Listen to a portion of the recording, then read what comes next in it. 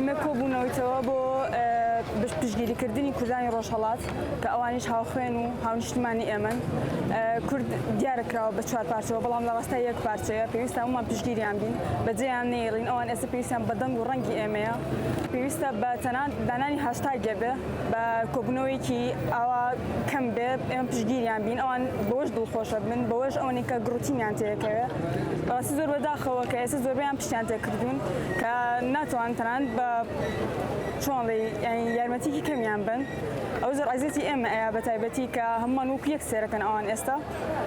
زۆر بەداخەوە ئەوان دەرگایان بۆ هەمومان کردەوە. زۆربەیان خەڵکی هەڵەبجە شەهیدن ئێستا لەوێن، کاتی کیمیان بایرانەکە لەوێەوە نیشتە جێبوو، لەو کاتەوە لەوێەوەن. ئەوە گەورەترین سوکایەتی بوو بە ئافرەت کرا بە ناوی دینی ئیسلامەوە، بە ناوی مسلمانەکانەوە. هەموو ژنێک ئێستا دژایەتی ئەو کارەیە کە کردویانە. بەڕاستی ئەو قێزەوەترین و ناشرینترین کە هەموو دنیا هاتە دەنگ. لێرەوە هەمومان داکوکاری لە مافەکانی ژن، هەمووان پێکەوەڵین ژن ژیان ئازادی.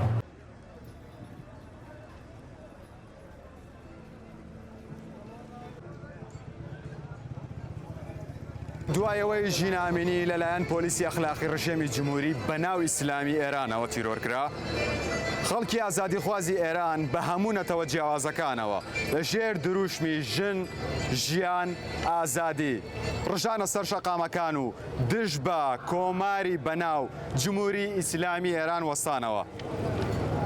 جگەلەوە بەدەیان هونەرمەند و نووسەر و چالاکی مەدەنی سەر بە نەتەوە جیاوازەکان لە ناوخۆ و دەرەوەی ئێراندا لە بەرامبەردا کۆماری بەناو ئیسلامی ئێران زۆر دڕندانە ڕووبەڕووی ئازادی خوازان بوویەوە.